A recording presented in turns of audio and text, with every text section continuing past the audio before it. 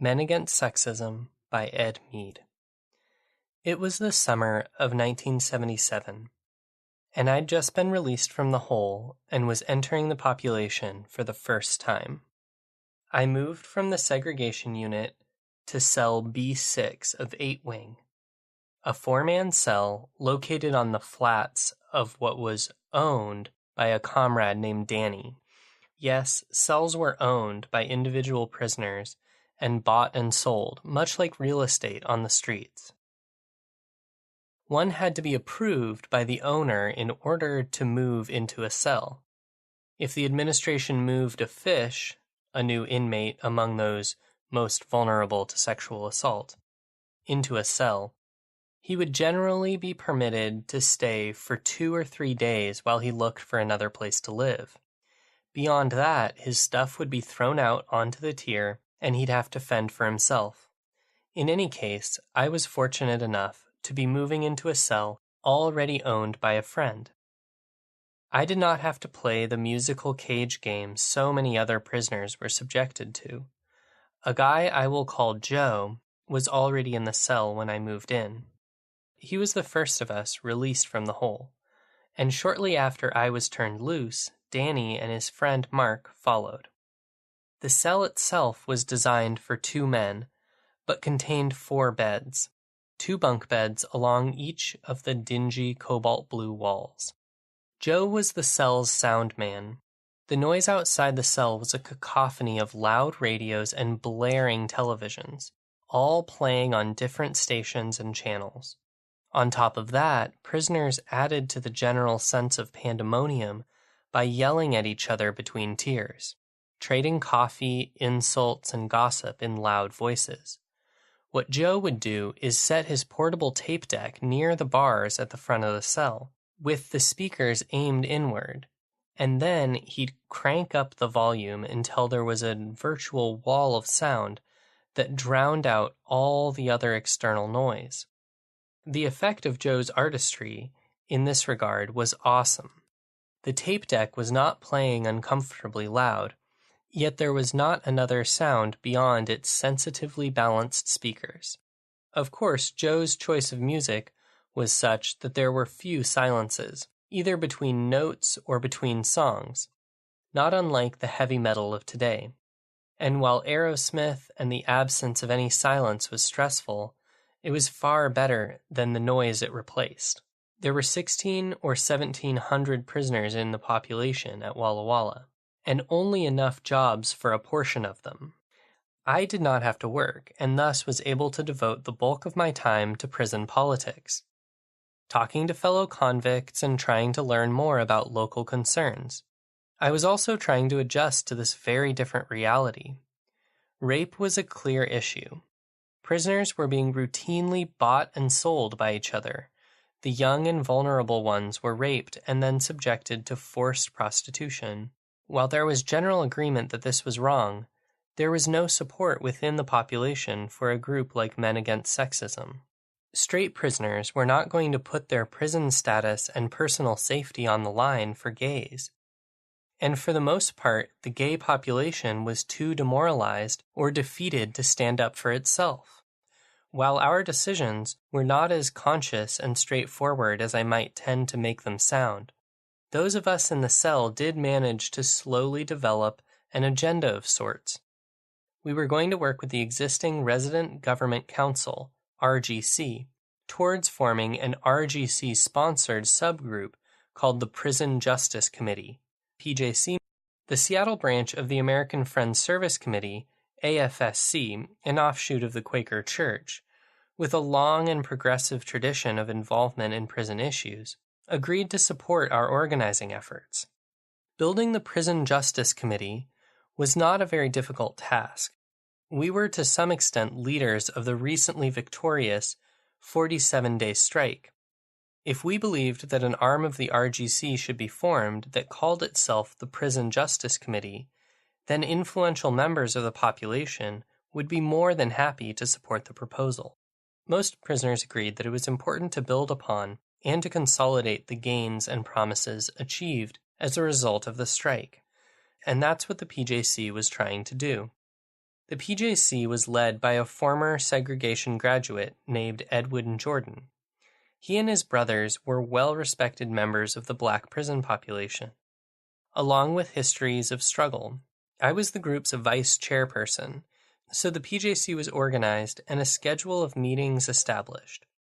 From the very start, attendance at the PJC meetings exceeded that of its parent organization, the RGC.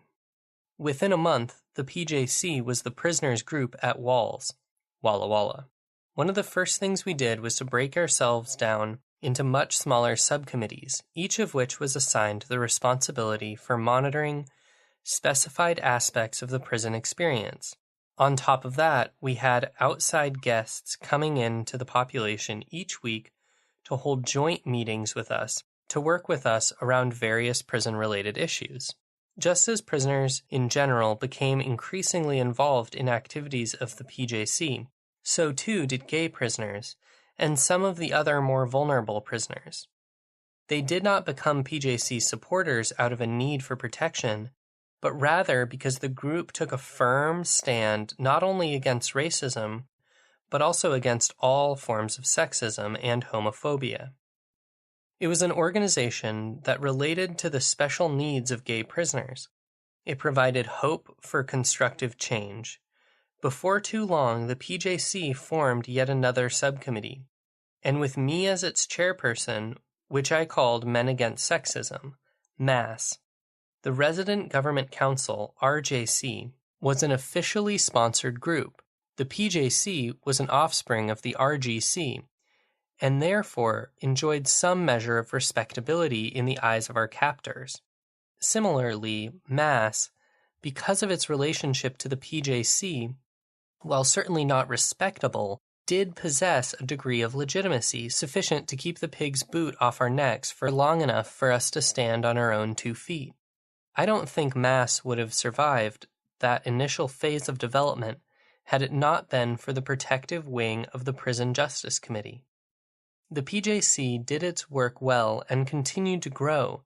Before too long, the group was able to cut all of its ties with the RGC, now formally sanctioned by the prison administration, and with the AFSC, its primary source of outside support. The PJC became an independent organization. The PJC held its weekly meetings in a room on the second floor of the admissions building. This is where our outside guests would come into the prison and regularly meet with us.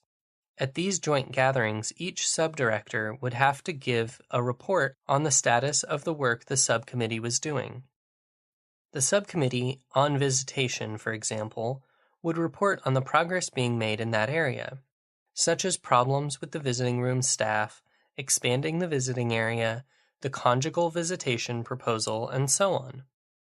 I think there were about 6 different subcommittees, each dealing with issues ranging from racism to legislative action.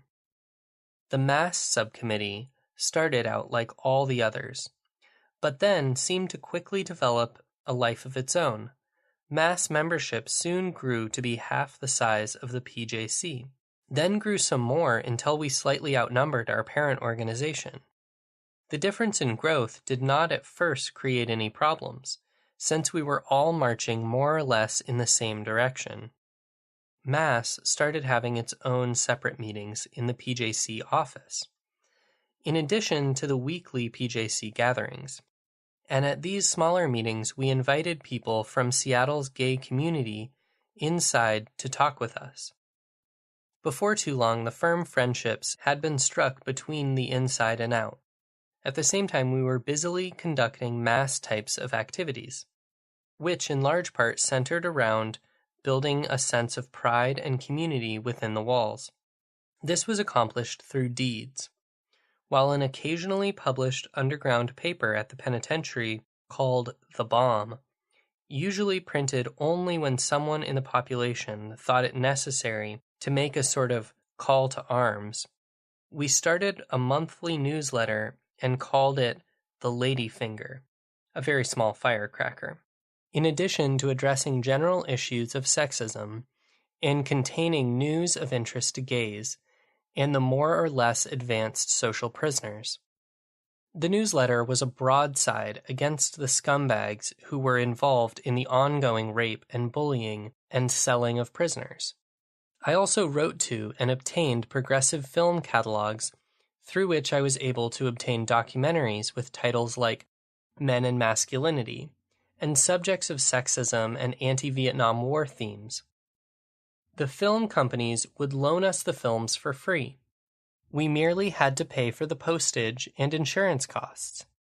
Getting a room with a projector was never a problem, and we'd use the PJC name on our authorization memos.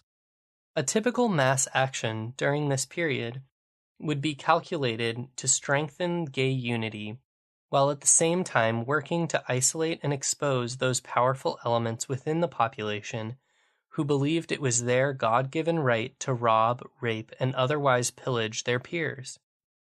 This process was a slow one. If we stuck our collective neck out too far, someone would chop it off. Here is an example of the type of action we'd do back then. There was a nationwide religious organization that primarily ministered to the spiritual needs of gays called the Metropolitan Community Church, MCC. Over a period of time, we had managed to obtain authorization from the administration for the MCC to come inside the prison and to hold regular services inside the prison's chapel. The Catholic priest had no problem with this, although the Protestant chaplain, who happened to be a right-wing, born-again fundamentalist preacher, stooped to petty acts of sabotage against the MCC minister and his congregation.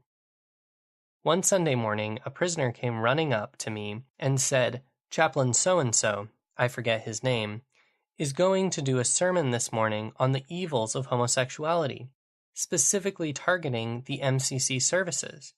I immediately sent runners out to spread the alarm to gays in every cell block. My message was that all mass members were to attend Protestant services being held later this morning. We were a pretty sight, as about 20 of us quietly sat in the conservative church that morning, waiting for services to begin. I wore shoulder-length blonde hair with lavender stars for earrings. Others wore facial makeup or were in full drag, including colorful dresses.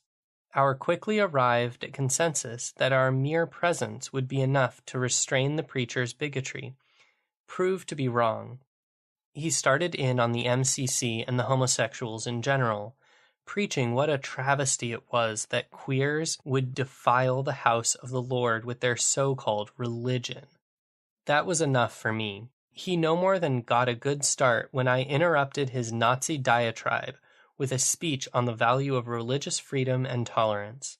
The other mass members chimed in with their support for what I was saying, while his congregation of protective study candidates and would-be child molesters remained prudently silent, no doubt intimidated by the sight of so many angry faggots. While the issue is put into rights context, rather than religious or moral one, I managed to make the preacher at least pretend to see that his efforts to prevent our chaplain from coming in and conducting services was a denial of our religious freedoms. I made it clear that we would fight hard for that freedom. That confrontation seemed to take much of the wind from his sails, as we had no significant problems with him from then on. After that incident, gays seemed to walk around with their heads held a little higher, with a bit more pride than usual. As a communist, I am of course an atheist, but being a godless commie did not prevent me from defending the rights of mass members to religious freedom, and I exercised the right myself by personally attending each and every MCC service that was conducted at Walla Walla. Generally speaking, whether it is workers striking for fairer wages or peasants struggling for land, you will always find communists defending the rights of the poor and working people. We will be on the side of working-class justice and against exploitation in any form, be it racial, sexual, or economic. Men Against Sexism continued to build in size and grow in strength. We found safe cells for exploited people to move into, while continuing with all of our regular political activities, moved more and more in the direction of what might be called crisis intervention. A young pedophile had recently arrived at the prison and was promptly snatched up by the predators. When they were done using him, he was sold into a different cell for $300, where before our intervention tended to come after the rape or related incident and would take the form of hand-holding types of support. Now we were moving into the area of direct meddling with the behavior of the prison's toughwazi. With a combination of bluff and bluster, moral persuasion, and dumb luck, we extracted the pedophile from his state of sexual bondage and moved him into one of our safe cells. There was much outrage over this in certain circles. How, they wanted to know, could we possibly justify standing against real convicts over a stinking child molester? We stood on our principles and in the end managed to hold firm against the shifting tides of prisoner opinion. We won another round.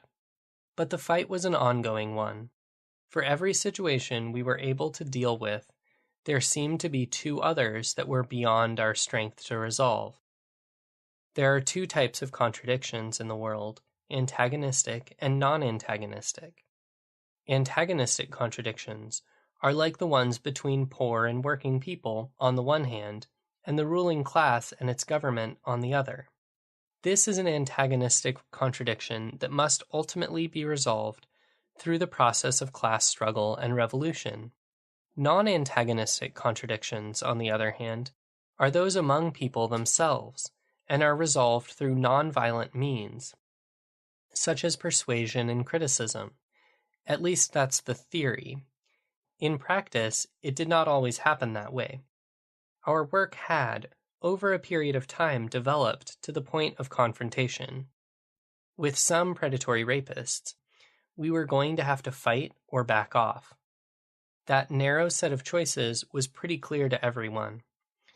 At the next PJC meeting, when MASS gave its weekly progress report, I asked for PJC support in a conflict that MASS was about to have with a group of obstinate prisoners over the rape issue.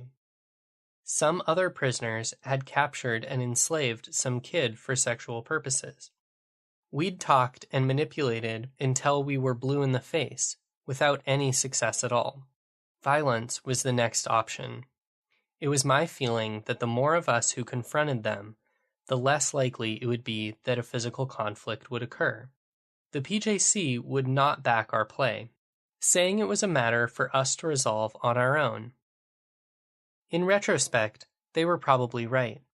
Blacks must be their own liberators, just as gays must free themselves.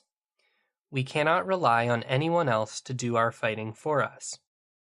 But this time, we did not see it that way. We were outraged that our parent organization would cut us loose to fend for ourselves on the violent seas that surround us. MASS thereupon quit the PJC. The breakup was another acrimonious one. The PJC's demise was almost immediate. Within a month, they were completely dead. MASS was reduced to a more or less underground group. Our outside support network and inside membership were intact. We merely needed to relocate and reorganize. The breezeway was a term I'd not heard of before my arrival at the walls. They were a number of these roofed walkways at the penitentiary, only these, unlike those on the streets, had a chain-link fence from top to bottom on each side. Walking from block to the mess hall, for example, required one to traverse one of these open tunnels both ways. It was on these breezeways that much of the violence took place. In fact, there were so many stabbings in one area of the breezeway that it became known as Blood Alley by prisoners and guards alike. Because of the overpopulation, there were far more men than there were jobs. And even those who did the work were paid just pennies an hour. The breezeway was the place of choice for these unemployed and underpaid hustlers to hang out. They would sell us used street clothing, drugs, even pimp their punks from these areas. The breezeway was, in short, a commercial and social hangout for much of the joint's riffraff, and Mass was no exception. In the absence of an office, we met each other and conducted the group's day-to-day business from the breezeway. The entire prison was not dirty and ugly. There was a lovely island of beauty in the form of the Lifers' Park. Set on two sides by huge cell blocks, 7-wing on one side and 8-wing on the other, and a breezeway fence in front of the Lifers' clubhouse in the rear. The park was an exclusive island of manicured grass and carefully cultivated flowers. There was always an inmate guard at the gate leading into the park. No one got in unless they were a member or the escorted guest of a member. At the other end of their rectangular park was a large 2-story brick building. This was the Lifers' Clubhouse. The Lifers' Club was run by a large black man named Tommy and his 2 white lieutenants, both of whom were young and tough. Tommy was a well-built ex-boxer who liked having sex with men. He pitched as well as he caught, meaning he would suck and be sucked, fuck or be fucked. Although the public image he presented was one of pitching only, in the prison culture it is not considered to be homosexual behavior for one to stick his prick into another man's orifice. Only the stickee was stigmatized with such labels. Tommy fancied himself a progressive, on occasion going so far as to let it slip that he considered himself to be another George Jackson. While I knew better than that, I nonetheless tended to overestimate Tommy's level of political development. Tommy had ongoing problems with other elements of the population, like the Chicanos, but these were nothing he could not handle himself, should it ever come to that. Still, like any leader, he could always use additional strength. Tommy liked having sex with men, and he wanted more political and military strength. Mass consisted mostly of people who liked doing sex with men. It had some strength, and needed a home. An implicit agreement was reached. The Lifers' Club soon became the new Mass headquarters. Mass's eventual takeover of the Lifers was not a sudden one. Nor was it deliberate. We slowly started spending less time on the breezeway and more time in Lifers' Park. Tommy made us feel welcomed. At a subsequent Lifers meeting, it was proposed that Mass, who had been orphaned by the mean old PJC, be loaned just a tiny corner of big ol' Lifers meeting room. And this only for as long as it took Mass to be recognized by the administration and given a space of its own. With Mass present and Tommy and his goons ramrodding the motion through, the membership was somewhat agreed.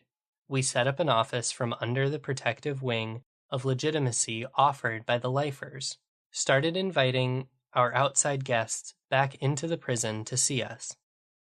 Lifers and Mass members were able to have sex with outsiders in a specially prepared downstairs room. It was a soundproof room that prisoners once used for reading books for the blind on cassette tapes, but at that point it was empty and unused, with only a mattress tossed on the floor. The members of the Lifers would take their women friends into the little room. Mass would take their men friends. I was with one guy on the inside and Robert on the outside. As officers and Lifers were attritioned by release, transfer, or dismissal, they would most often be replaced by Mass members. This was not because of some grand conspiracy or master plan, but simply we were hard workers who did have the interests of the Lifers' Club at heart. Gradually the line between the Lifers and Mass blurred, in our minds as well as the thinking of other officers of the Lifers' Club. I was the chairperson of Mass, and Danny Attenbury, Mark LaRue, and Carl Harp were my officers. I was also the treasurer of the Lifers, and Danny, Mark, and Carl were all on the Lifers executive board as well. While I had all but lost sight of the distinction between the two groups, others, those on the outside of our gate, had not. Mass had contributed a lot to the Lifers' Club. We implemented a candy sales program in which all prisoners could trade prison script money for our specialized candies. The candy business was highly successful. The Lifers Club was making money for the first time in a long time. We bought a pool table for the members and made many other improvements to the club. I put an end to Tommy's looting of the club's treasury and made regular, accurate financial reports to the membership. Decisions on what to spend the profits on were democratically arrived at. The Lifers Club was doing better than at any time in recent history. Mass was doing well too. We obtained lots of support from Seattle's gay community and were in the process of pressuring the administration, both directly and indirectly, to recognize Mass and to provide us with a space of our own. The Lifers were being agitated by two dope fiends, who I will continue to call Kevin and Andy, both of whom were in Curtis's rape pack in segregation, and who later stabbed that wannabe boss rapist. Kevin and Andy agitated for the need to take the club back from the niggers and faggots. My inside lover and many of my friends and Mass members were black. Kevin was going to run for the office of Lifer president. And with Andy helping to stir things up, it did not take me long to see that the Lifer population was going to vote for Kevin. And it was also clear that once elected, he would kick Mass out of the Lifers Club. On the surface, all was civil and polite, but beneath the surface, the struggle was raging. The day-to-day pressure of this polite to-your-face stab you in the back became too much for Tommy. One night, he and his two sidekicks went to the pigs and offered to hand over our shotguns and shells in exchange for transfer to what was then a kids' joint at Shelton. The administration agreed. They were gone the next morning, as were our shotguns and ammunition. So there was Mass weaponless, and by default, the only ones in the Lifers Club. There's an old Kenny Rogers song about gambling that has a line saying,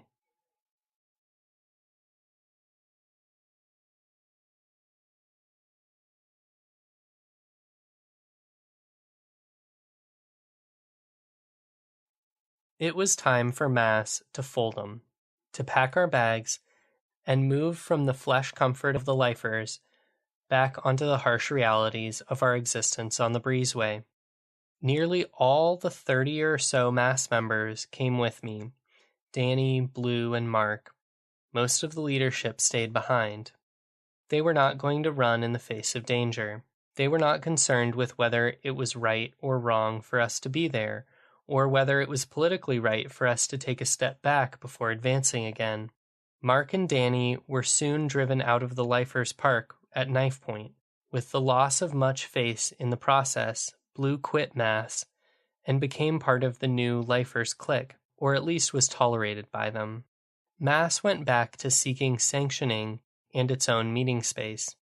I gave up the position of Mass president, turning the job over to a more respectable person, a guy more likely to win the recognition than my friends and I would have been. Buying and selling of weaker prisoners had been stopped, and rape had gone from a traditional test of manhood to an occasional incident. An unarmed Mass would do fine, and most of us would continue to be active in groups' meetings and activities. What was permitted to develop was little more than a social club for gays. Mass started working on inoffensive projects like collecting newspapers for recycling, doing sewing and mending jobs for the population, and generally putting forward a harmless face. Some thought we should have fought Kevin and Andy over control of the Lifers Club, but most of Mass's membership consisted of non-lifers who didn't belong there anyways. Besides, I didn't want to hurt anyone else, and the bottom line was that we were unarmed and without allies. After the Lifers experience, the old Mass leadership, Danny, Mark, and I, quietly turned our attention to other matters, like rearming ourselves and getting out of prison. We also started to do some serious work on our new escape plan. There was always a high level of tension at the walls. People were unceremoniously tossed out of their cells for one reason or another, and no other cells were willing to take them in. There were frequent fights, stabbings took place often, and occasionally these would lead to a death. Often the death could have been avoided had it not been for the impotence of the prison's medical staff. I'll give you a brief example. On May 23, 1978, a black prisoner named Robert Redwine was stabbed in the side by one or more of his fellows. The stabbing was over nothing of consequence, another senseless act of violence. The victim went to the prison hospital, where he was given a cursory examination by a doctor who diagnosed the wounds as superficial. The treatment did not include the standard practice of x-rays or probing the depths of the wounds. Redwine was sewn up and then locked in a hospital isolation room and left alone. After a while, the victim started to protest, banging on the solid door at the front of his room and yelling for help from the hospital staff. His demands attracted the attention of one of the hospital porters, an inmate, who inquired about the problem. Redwine told Porter that he was in pain and needed to see someone on the medical staff.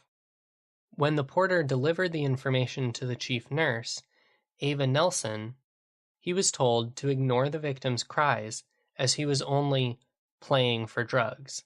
The victim's cries went unanswered until hours later he lay dead. He died alone and ignored from internal bleeding. Anyway, our collective response to the ongoing prisoner-on-prisoner violence was to rearm ourselves.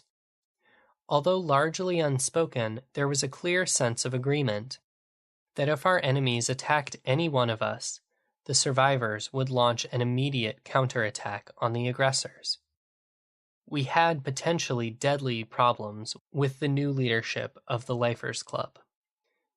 While we were physically out of the Lifers, few believed our contradiction between Kevin, Andy, and their henchmen on the one hand, and us on the other, was even close to being resolved.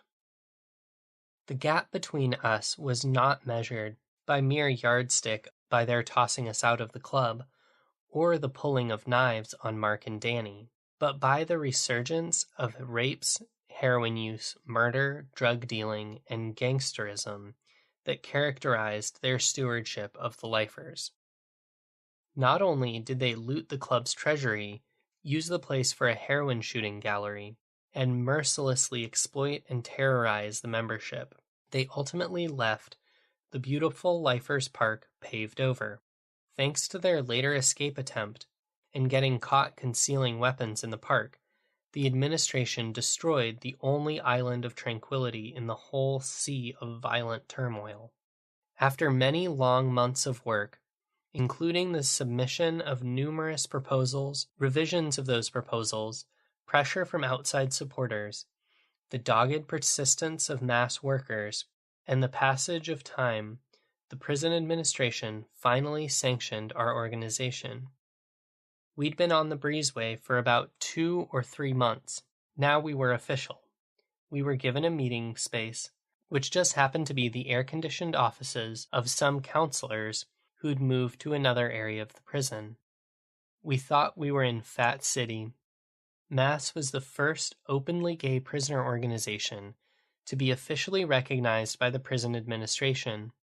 As far as I know, no such group had been organized since then. Our organized existence was the result of our determination as a group. The pre-AIDS era in which we existed, the strength of our community support, the good work we'd done on the inside, and of course, the existence of the then relatively liberal prison administration. What official sanctioning meant to us, in addition to having a nice office to work from, was that we could, once again, invite our outside guests back into the prison. And bring them in we did. We'd have good meetings in our new office with lots of singing together, hugs, and general closeness. One thing we did not do, however, was have sex in the office. There was always pressure from the social gaze to exploit what we'd gained, using the guests to smuggle in drugs for us or turn tricks for the population in the club's office. We always had to guard against these opportunistic tendencies. Prison is always a terrible place to be, But within the context, the degree of terribleness can vary considerably from day to day.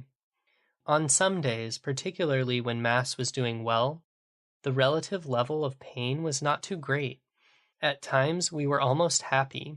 At other times, the fear and tension were so heavy in the air that we never knew from 1 hour to the next if we'd continue to live. There would be senseless killings and racial conflict and other forms of violence.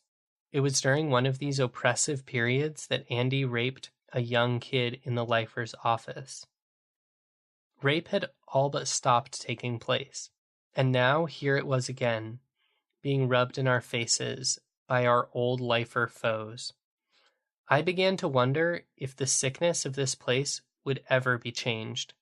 We took the rape victim into our cell. As Mark's bunk was empty, Joe, Danny, and I all tried to help him heal.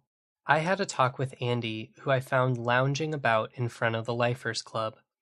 When I confronted him over the rape, he lied to me, saying the incident did not happen. Now what? I'd talked to the kid and knew all the intimate details surrounding the rape.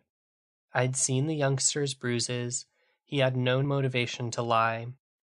I was still inadequately armed for a showdown with Andy and the growing gang of killer dope fiends who ran the Lifers. When tension built up in segregation unit, I would try to aim or direct prisoner anger against their captors to educate them about the nature of their real enemies. Our cell tried to do the same thing with this whole population. The drug dealing and murders were getting out of hand. Mass would escort older prisoners to and from inmate store to keep them from being robbed by these narcotics users, but others were victimized. It was going to take more than a finger in the dike to slow this flood of predatory behavior.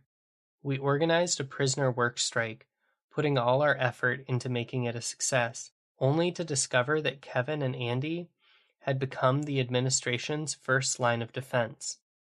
They threw a vested interest into the status quo. Their candy scam and other schemes were needed to support their growing heroin addiction. Their narrow self-interests had led them to a consistent pattern of opportunism and collaboration with the pigs. Their old pattern of having love-hate relationships with their captors continued from their seg days. During this time period, there was an incident in which the Chicano Club made a move on one of the joint's most attractive gays, a feminine-appearing homosexual I'll call Sally. Sally was not a member of Mass, and was one of the few gays who had not contributed anything toward the building of the group. The leadership of the Chicanos, who were allied with the Lifers, said Sally had to leave the man she was living with by choice to move into one of their cells. They would not see reason. I called an emergency Mass meeting, with members assembled in our office. I explained the situation, saying we were going to fight and probably kill people. But I did not, of course, tell them we had a revolver, 80 rounds of ammunition, and 3 homemade hand grenades. They probably thought we had knives. Mark, Danny, and I were going to walk into the Chicano Club and start killing people. We had the gun and bombs with us. The members would march to the Chicano Club with us and wait outside while we took care of business on the inside. The members did not know the true extent of the violence we were about to wage. We did not talk long. As we were getting ready to march, Blue said he wanted to give the Chicanos one more chance. We told him to be quick. He was, upon his return, he told us the situation was resolved. We packed up our weapons and went home. I never asked Blue what he told them. I didn't care. There was near certainty in my mind that we would kill several people that afternoon. I saw it as necessary to deliver the message that rape and slavery would not be tolerated. I was fully prepared to write that message in the blood of my fellow prisoners. We escaped committing mass murder on that particular day, but there was always tomorrow. During this event, it was necessary to make bombs and gather materials to make more. We briefly stored some empty pipe casings in Sally's cell. We would later learn that she reported this fact to the pigs. We were prepared to kill and perhaps die for her right to not be forced into sexual slavery, and she rewarded us by turning us in to the administration. This kind of thing happened more than once. Those were the ups and downs of organizing Men Against Sexism. I was subsequently transferred out of state for about 5 years, then served my last 10 years at a prison complex outside Monroe, Washington.